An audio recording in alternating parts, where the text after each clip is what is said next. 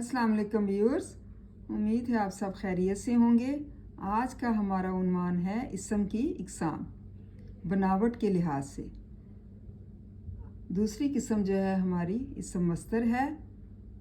वो इसम है जो ख़ुद तो किसी लफ्ज़ से ना बने, लेकिन इससे बहुत से इसम और फ़ेल बनाए जा सकें, जैसे लिखना, पढ़ना, आना, जाना, बैठना वगैरह। उर्दू ज़ुबान में ना मस्तर की अलामत है।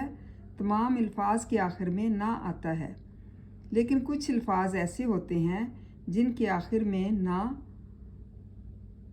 आता है लेकिन वो मस्तर नहीं होते। मिसाल के तौर पर नाना, गाना, पुराना, सोना, सूना, गन्ना वगैरह ये मस्तर नहीं कहलाते। इस मस्तर उसे कहते हैं कि जो ख़ुद तो किसी लफ्ज़ से ना बने, मतलब ख़ुद भी किसी लफ्ज़ से ना बने, लेकिन इससे बहुत से इसम और फ़ेल जो हैं बनाए जा सकें, जैसे लिखना, पढ़ना, आना, जाना, बैठना। इनके आखिर में क्या आता है? ना जो है किसकी अलामत है? मस्तर की अलामत है।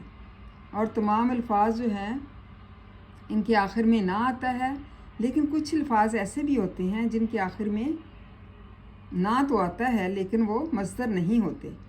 यहाँ पर मिसालें दी गई हैं: नाना, गाना, पुराना, सोना, सूना, गन्ना वगैरह।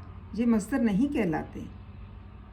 मतलब मस्तर वो होते हैं जिनसे जो है इसम और फ़ेल बनाए जा सके।